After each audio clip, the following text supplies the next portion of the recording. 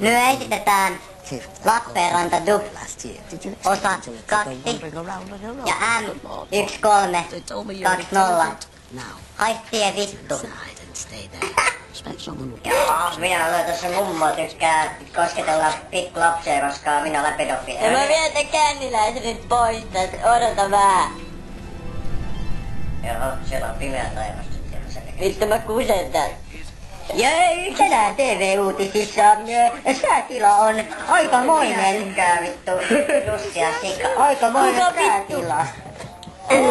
Kohan pojat tulee näköjään kännissä kotiin. Mitä vittua? Tykkään rasvasta, koska olen lihava. Joo, siinäpäs on poika rasvasta tehty.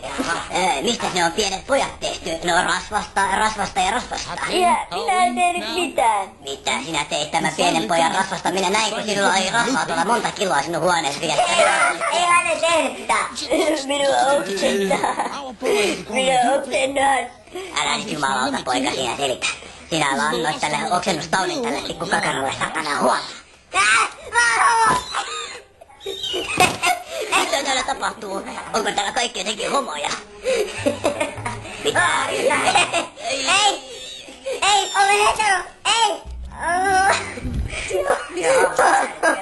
Olen hetero! Ei! Sauli Niinistö ja hänet pani minua pyllyyn ja sen jälkeen kerroin tarinaa Jantterista. Se menee näin.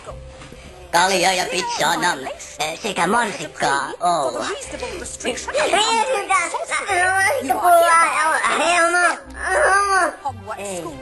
Homo! Ei. Ei halua kyllä harrastaa. Voi mitään. Se tippui. Perkele, ole niin vitun vihainen. Minä olen niin vitun huono. No niin huono. Kyllä autoon mahtuu saatanan lutka. Minä kokeilutan sinut. No hei vaan sullekin saatana huora. Vittu, mua vituttaa se, että M1330 on niin vitun paska jätkä. I want your heart, your soul, and your mind. Minä ollaan hevosmiesten kilta.